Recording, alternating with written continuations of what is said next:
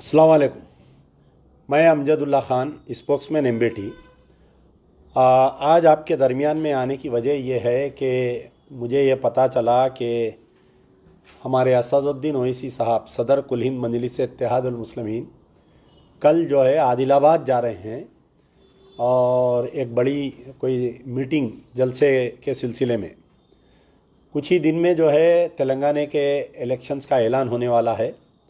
और जैसा ही तेलंगाना के इलेक्शंस करीब आ रहे हैं तो हमारे एमपी साहब जो है डिस्ट्रिक्टों का दौरा करना स्टार्ट कर दिए हैं और अब जो है इनको तेलंगाना के मुसलमान याद आ रहे हैं। पिछले 5 साल में कई वाक़यात ऐसे पेश आए जिसमें जो है हमारे एमपी साहब को तेलंगाना के मुसलमान याद नहीं आए।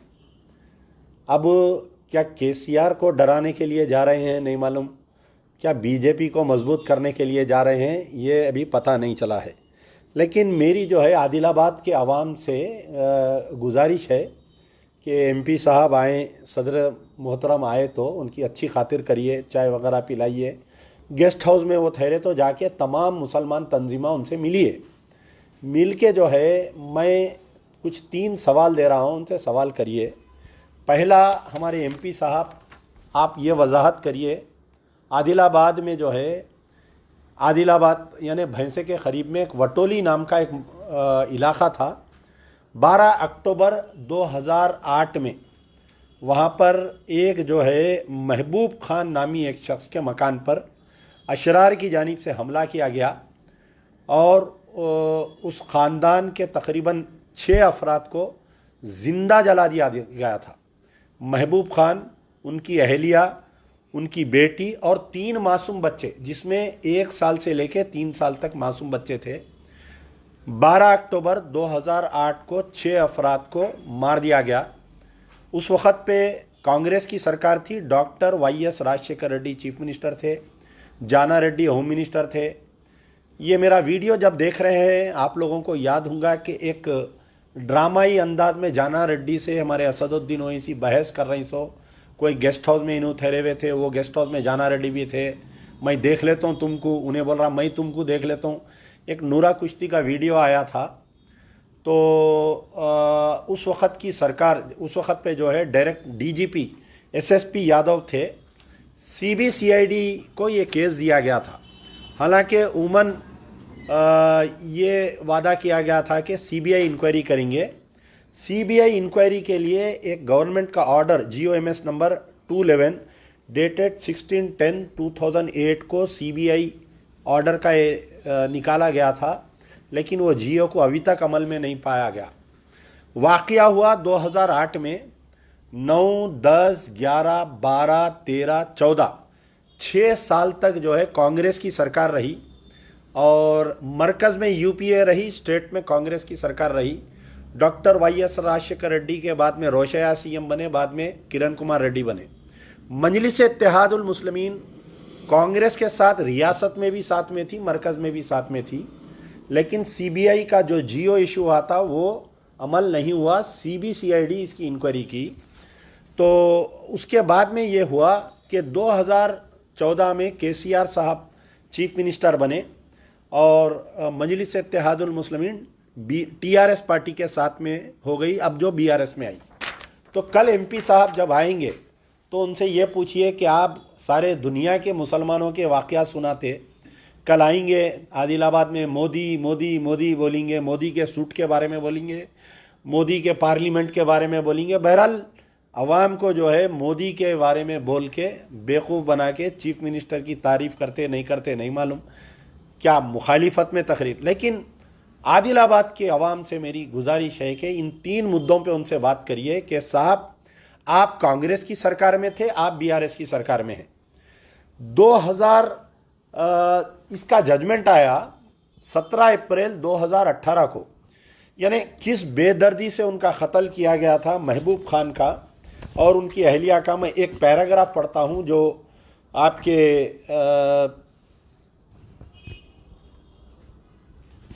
इसमें यानी जो civil liberties committee monitoring committee की कोई एक रिपोर्ट आई थी उसमें, तो उसमें यह है कि Anwar spoke to TCN on phone from Arun.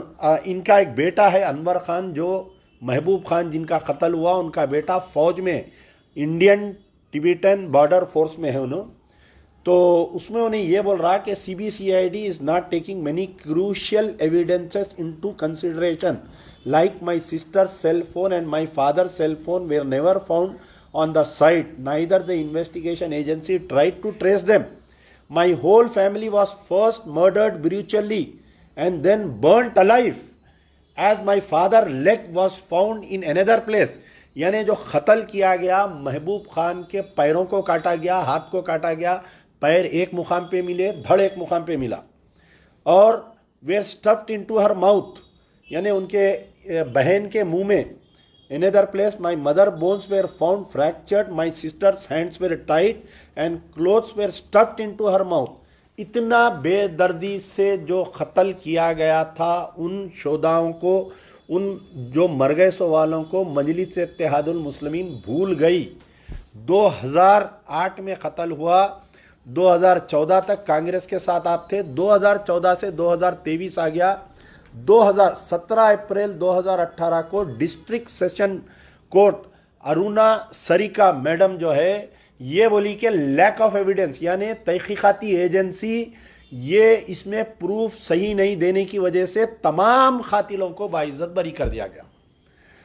मजलिस की क़यादत बहुत मजबूत है और अक्सर सलाउद्दीन ओवैसी साहब तकरीर करते थे, अपनी तकरीर में बोलते थे कि हम हवाओं में बोझ सुनकर कहते हैं कि बारिश होने वाली है। हमारे मुखालिफिन मोटे मोटे बूंदों में भीग कर कहते हैं कि बारिश हो रही है। तो आपकी वो हवाओं में बोझ सूंघने की सलाहियत कहाँ पर गई? आपको क्यों नहीं पता चला कि CBCID जो इन्वेस्टिगेशन कर रही थी, इस इन्वेस्टिगेशन के ऊपर जो है सही तहकीकात नहीं की जा रही है, कोर्ट में एविडेंस नहीं डाला जा रहा है ताकि जो है बाइज्जत बरी हो गए। ठीक है, आप BRS पार्टी के साथ है, लेकिन इस केस में the government of Telangana never went on appeal. यानी अगर लोअर कोर्ट के फैसले में बाइज्जत बरी होते हैं तो आपकी सरकार, आप जिसके पार्ट एंड पार्सल है, आप दावे से कहते हैं, आप नाज से कहते हैं कि मैं इस कार का ड्राइवर हूं, आपके भाई बड़ी ताकत की बात करते हैं कि हम जिसे चाहे उन्हें तख्त पर लिटा सकते हैं और हम जिसे चाहे उन्हें तख्त से उतार सकते हैं। तो मेरी गुजारिश है कि आप 17 अप्रैल 2018 को इन्हें बाइज्जत बरी हो गए, 18 से 19, 20, 21, 22, 23, 5 साल का अरसा हो गया। आपकी गवर्नमेंट जो है अपील पर नहीं गई, अपील पे नहीं गई। ये फैसले के खिलाफ में अपील पे जाना था। Task force office blast case में जहां पर मुसलमान अक्यूज्ड है 12 साल जेल में थे, बाइज्जत बरी हुए, दूसरे दिन शाम में जो है हाईकोर्ट अपील पे गई, दूसरे दिन गई। तो इस मौजू पर पुलिस अपील पे नहीं गई। आपकी सियासी समझबूझ कहाँ पर गई? कल मैं बा-एहतराम हमारे आदिलाबाद की तमाम आवाम से गुजारिश कर रहा हूँ कि आप सदर मोहतरम आए तो गेस्ट हाउस पे रुकेंगे या कोई 5 स्टार होटल में रुकेंगे, आप लोग जाइए, जाके उनसे ये पूछिए कि साहब वटोली के कातिल बाइज्जत बरी हो गए, हम आपकी क़यादत पे भरोसा किए, आदिलाबाद में काउंसलर दिए, वाइस चेयरमैन दिए, आप TRS को वोट डालो बोले हम TRS को वोट डाले, आप मंत्री के सामने ठहर के हमको सलाम करो बोले हम सलाम करें, सब करें, लेकिन वटोली के शोधाओं को आप क्यों भूल गए? आपकी गवर्नमेंट क्यों अपील पे नहीं गई? अभी भी वक्त है। आप अगर चाहे एक लेटर लिखे तो गवर्नमेंट ये केस को रीओपन करती है, करके इसके ऊपर अपील पे जा सकती है। दूसरा वाकया, मैं कोई लंदन अमेरिका की बात, कोई गुजरात मोदी की बात नहीं कर रहा हूँ, मैं आदिलाबाद की ही बात करूँगा। आदिलाबाद की आवाम से और एक गुजारिश है कि आदिलाबाद से थोड़ी दूर पर, यानी 20-25 किलोमीटर दूर पर इचकोंडा मंडल, वहाँ पर जो है गांधीनगर बोल के एक विलेज है। आज से कुछ दिन पहले 17 मई 2023 के दिन एक छोटा सा का वाकया हुआ। क्या वाकया हुआ कि एक शख्स ट्रैक्टर का ड्राइवर है, उन्हें किसी के पास गाड़ी चलाता, दोपहर में लाके अपनी गाड़ी घर के बाहर रखा, बाजुक से गाड़ी जाते जाते उसको एक्सीडेंट करके गाड़ी को डैमेज करी।